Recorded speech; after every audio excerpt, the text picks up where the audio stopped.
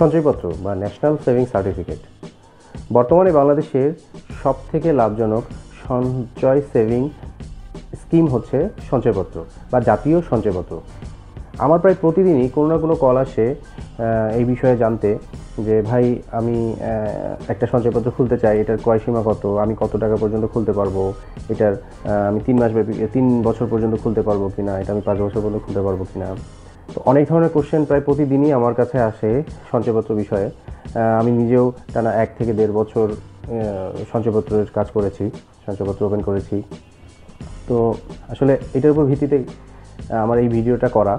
আর আমি চেয়েছিলাম যে আমি একটা কম্বাইন্ড ভিডিও করি যার মাধ্যমে সঞ্চয়পত্র বা ন্যাশনাল সেভিং সার্টিফিকেটের A to Z সব কিছুর ব্যাপারে ডিটেলে আলাপ করা হবে। এবং আজকের এই ভিডিওটা হচ্ছে পুরোপুরি এই সঞ্চয়পত্রের উপরেই, মানে সঞ্চয়পত্র কত প্রকার, কি কত তার ইন্টারেস্ট রেট বা তার ক্রয়সীমা কত, একজন ব্যক্তি কত পর্যন্ত কিনতে পারবে, কি ডকুমেন্টস লাগে, আর হচ্ছে কোন কোন ধরনের সঞ্চয়পত্র মেয়াদ উত্তীর্ণের পূর্বে প্রিম্যাচিউর সঞ্চয়পত্রের ক্ষেত্রে সে কত ইন্টারেস্টে ক্যালকুলেট করে সে ভেরিফাই করবে যে তার কত সে ইন্টারেস্ট পাচ্ছে। তো এই সব কিছুর উপর ভিত্তি করে আজকে আমার ভিডিও, আশা করি সকলেই আমার উপকৃত হবেন এবং আমার ভিডিওটা আপনাদের আর্কাইভে রেখে দিতে পারেন। এবং আমি কিছু স্লাইড দিয়ে দিব যেখানে ডিটেল আকারে ছক করে দেওয়া আছে কোন সঞ্চয়পত্র কত ইন্টারেস্ট, কত টাকা পাবে, মেয়াদ উত্তীর্ণের আগে কত পাবে, মেয়াদ উত্তীর্ণের পরে কত পাবে। তো সব কিছু ডিটেলস নিয়ে আমার এই ভিডিওটা, আশা করি আপনারা এই ভিডিওটা সম্পূর্ণ দেখবেন, না টেনে, এবং অবশ্যই এই ভিডিওটার মাধ্যমে আপনারা উপকৃত হবেন।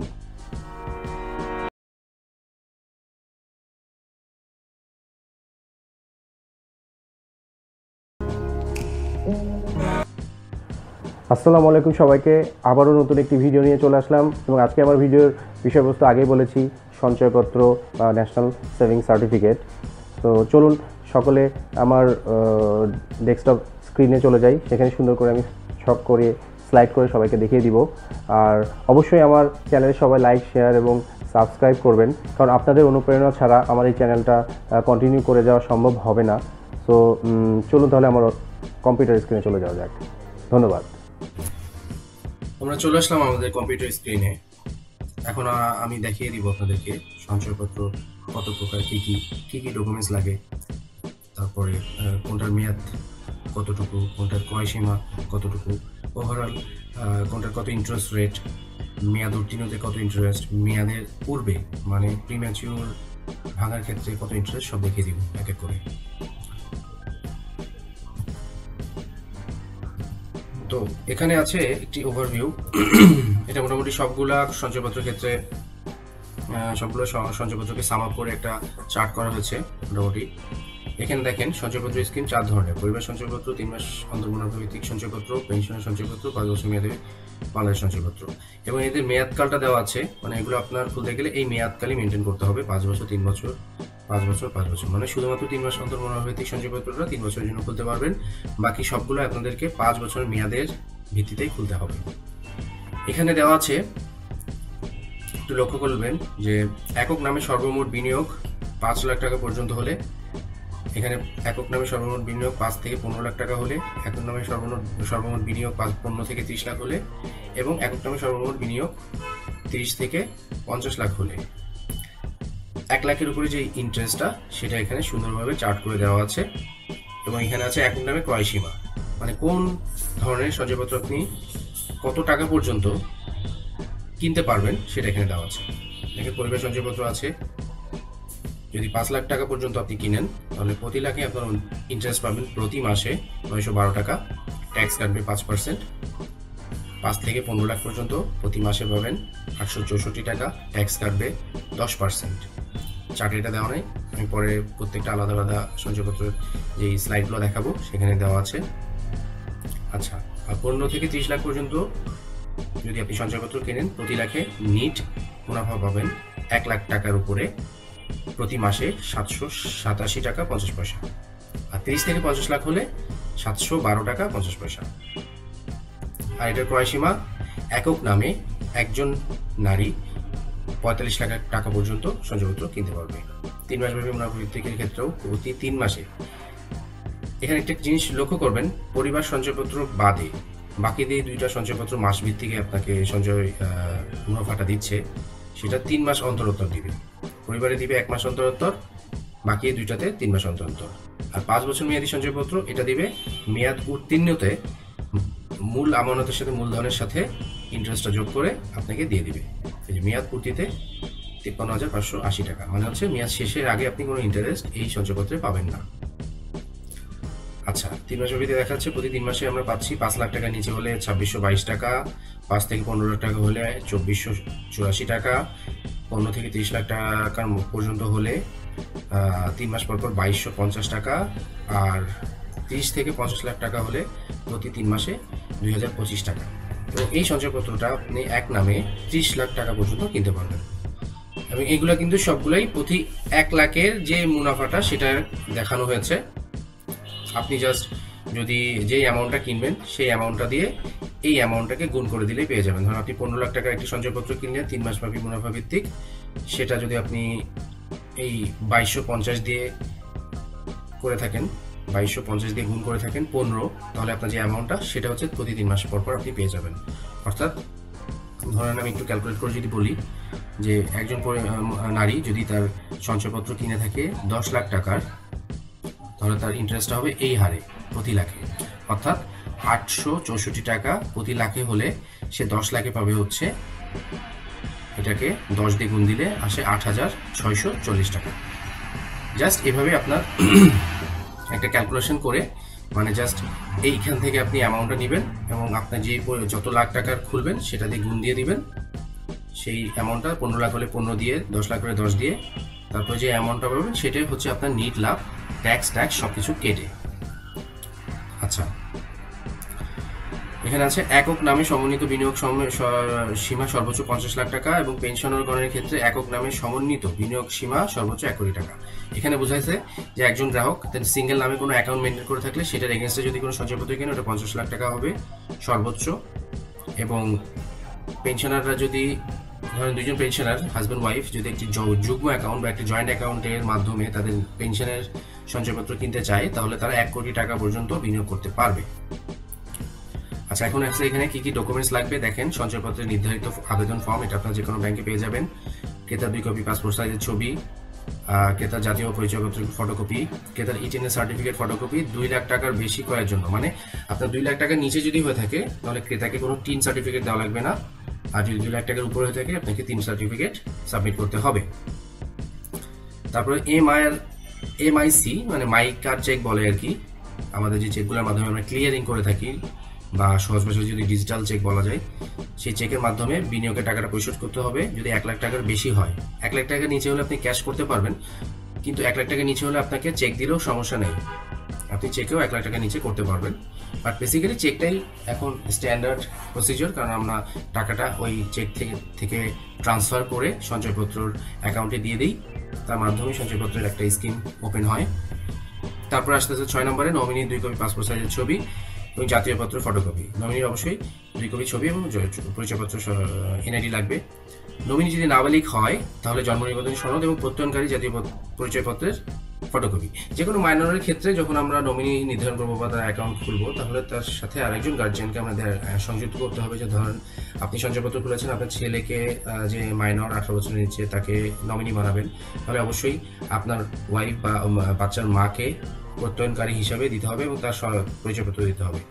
আর আপনি আপনার ওয়াইফ যদি একটি সঞ্চয়পত্র খুলে এবং আপনাদের নাবালক ছেলে বা মেয়েকে যদি নমিনি বানাতে চায়, তাহলে অবশ্যই হাজব্যান্ড অথবা আপনার ফার্স্ট ব্লাডের কোনো রিলেশনশিপের কাউকে প্রত্যয়নকারী হিসেবে ওখানে সিলেক্ট করতে হবে।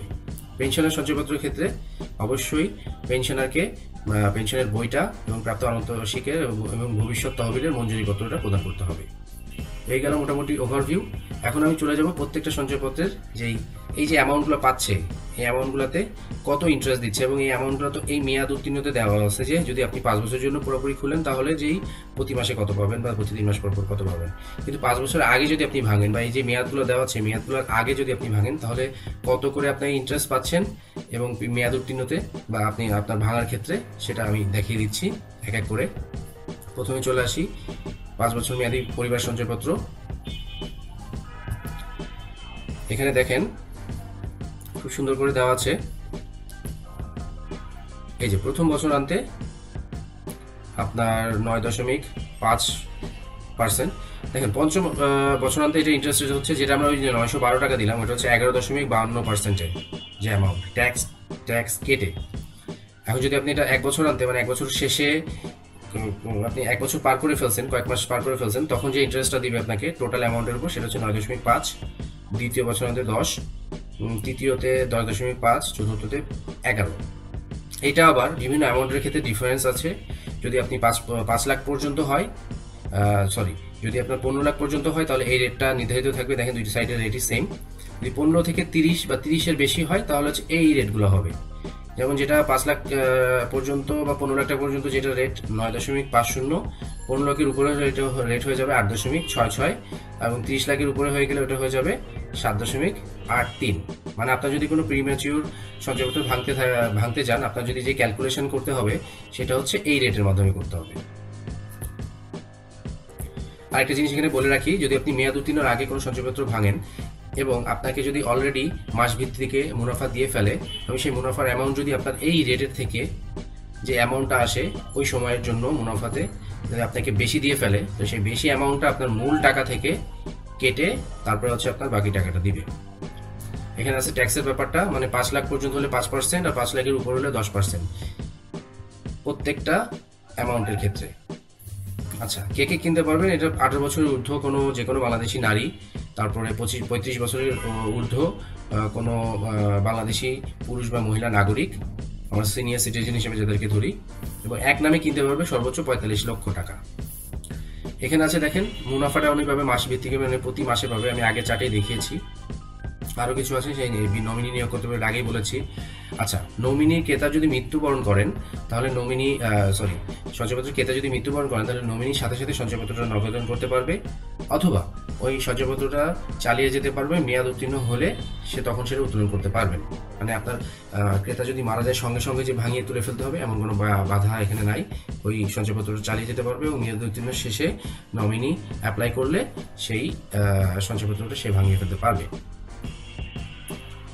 আচ্ছা, এখানে একটা দেওয়া আছে, দেখেন এটা একটু। এখন এখানে বিশেষ একটা নোট আছে, এখানে দেখেন, এখানে বলে আছে 5 বছর মেয়াদী বাংলাদেশ সঞ্চয়পত্র, 3 মাস অন্তর মুনাফা ভিত্তিক সঞ্চয়পত্র ও পরিবার সঞ্চয়পত্রে সমন্বিতভাবে একক নামে সর্বোচ্চ 50 লাখ টাকা অথবা যুগ্ম নামে সর্বোচ্চ 1 কোটি টাকা বিনিয়োগ করা যাবে।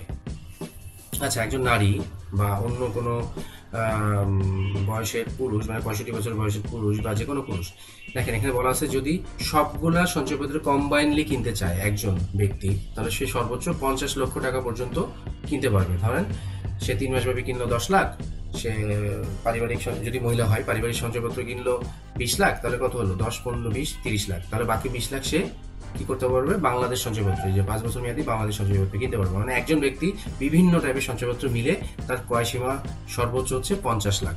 খেয়াল করেন। আর যদি যুগ্ম নামে ওই অ্যাকাউন্টটা হয়, ওই অ্যাকাউন্টটা যদি একজনের নামে না হয়ে 2 জনের নামে হয়, মানে জয়েন্ট অ্যাকাউন্ট হয়ে থাকে, তাহলে সে 1 কোটি টাকা পর্যন্ত বিনিয়োগ করতে পারবে। সো এখানে একটা বড় সুযোগ, 1 কোটি টাকা পর্যন্ত সঞ্চয়পত্রে বিনিয়োগ করা। এবার আমরা পরবর্তী স্লাইডে যাব, সেটা হচ্ছে আপনার 3 মাসব্যাপী মুনাফা ভিত্তিক সঞ্চয়পত্র। এখানেও দেখেন সুন্দর করে চার্ট দেওয়া আছে, প্রথম বছরান্তে কত ইন্টারেস্ট রেট, দ্বিতীয় বছরান্তে, তৃতীয় বছরান্তে কত ইন্টারেস্ট রেট, সুন্দরভাবে দেওয়া আছে। এখানে মূল্যমান দেওয়া আছে 1 লাখ, 2 লাখ, 5 লাখ, 10 লাখ।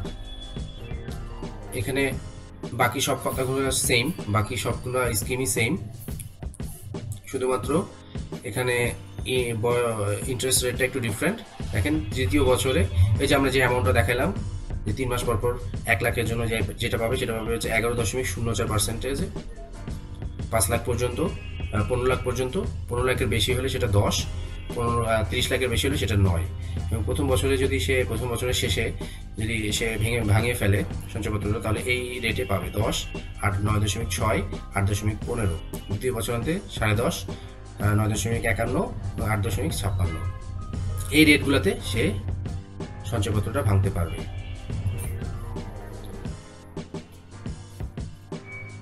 আর এখানে ক্রয়ের উর্ধ্বসীমা দেওয়া আছে একক নামে সর্বোচ্চ 30 লাখ, যুগ্ম নামে সর্বোচ্চ 60 লাখ। মানে একজন ব্যক্তি যদি তার একটি অ্যাকাউন্ট মেনটেন করে থাকে নিজের নামে শুধুমাত্র, তাহলে সে 30 লাখ টাকা সঞ্চয়পত্র খুলতে পারবে। আর যদি ওই অ্যাকাউন্টটা যুগ্ম হয়, মানে সে বা তার ওয়াইফ দুজন মিলে যদি একটা অ্যাকাউন্ট খুলে থাকে, তাহলে সর্বোচ্চ 60 লক্ষ টাকার সে 3 মাস ব্যাপী মুনাফাভিত্তিক সঞ্চয়পত্র কিনতে পারবে। বাকি কথাগুলো সেম। এখানে যেমন ইন্টারেস্টটা দেওয়া হবে 3 মাস ব্যাপী মুনাফা, এটা আমি আগেই বলেছি, আর নতুনভাবে বলার এখানে কিছু নাই। এবার আমি চলে যাব বাকি দুটো স্কিমে। এখানে আছে এখন বাকি 5 বছর মেয়াদি বাংলাদেশ সঞ্চয়পত্র, যেটা আমি আগে বলেছিলাম যে এটা আপনার মাসভিত্তিক ইন্টারেস্ট না, এটা মেয়াদ উত্তীর্ণতে শুধুমাত্র আপনাকে মূলধনের সাথে যোগ করে একসাথে পেমেন্ট করে দিবে। এর আগে নিতে হলে আপনাকে মানে মাসভিত্তিক মুনাফা 3 মাস বলেন বা 1 মাস বলেন এখানে দিবে না। এর মূল্যমানও বিভিন্ন ধরনের আছে, কিন্তু সচরাচর ব্যাংকগুলো 50,000 থেকে শুরু করে সঞ্চয়পত্রটা খুলে এর নিচে খুলতে চায় না, আর হচ্ছে তাদের তত লাভও হয় না 50,000-এর নিচে। আচ্ছা, বাকি এখানে সব কথাই সেম।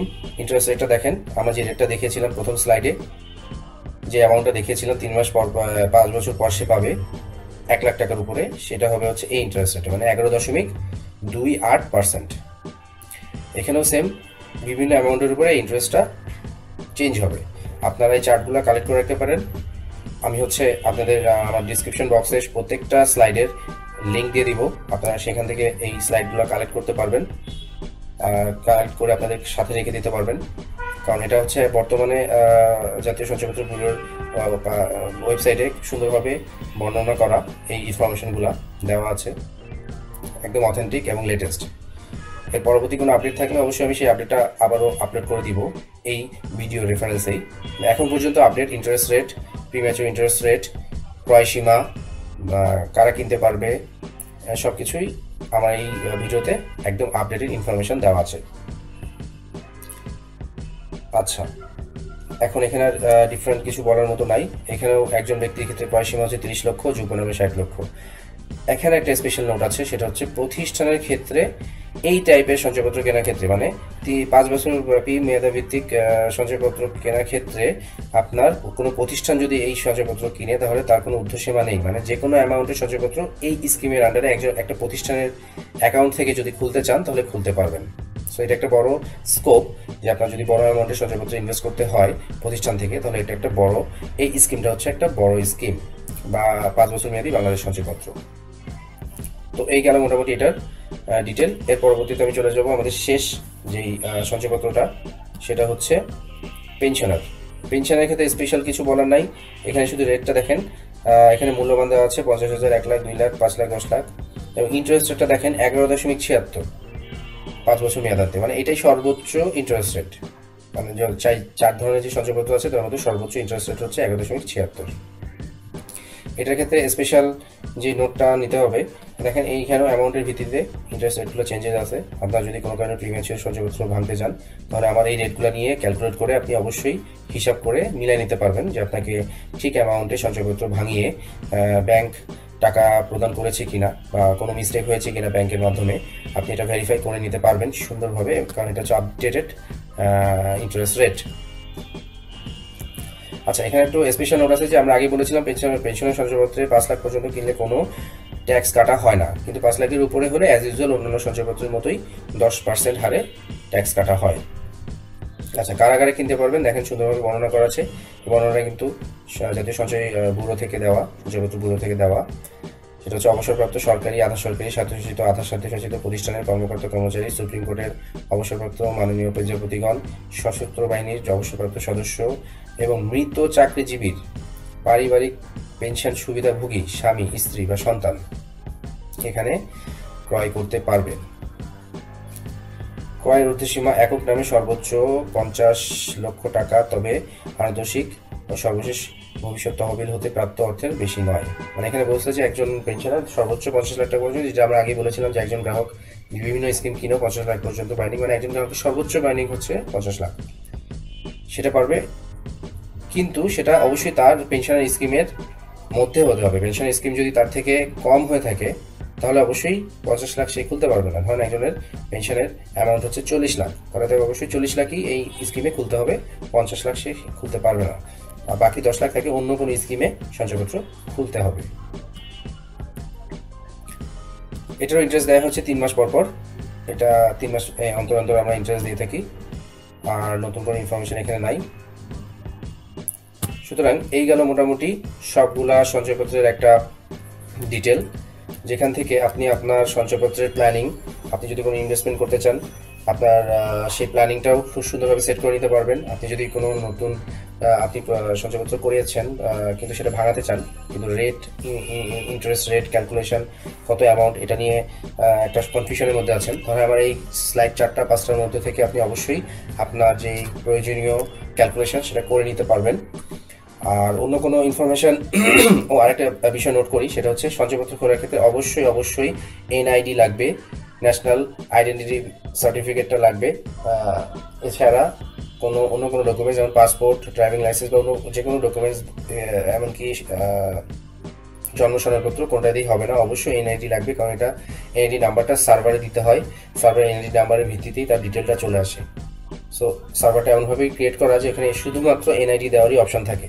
সুতরাং ক্রেতাকে অবশ্যই এনআইডিটা সাবমিট করতে হবে, নমিনির এবং নিজের। তো এই গেল মোটামুটি আমার ডিটেল আলাপ। এখন আমি চলে যাচ্ছি আমার কম্পিউটার স্ক্রিন থেকে। সুতরাং এই ছিল মোটামুটি সঞ্চয়পত্র বিষয়ে ওভারঅল একটা ওভারভিউ।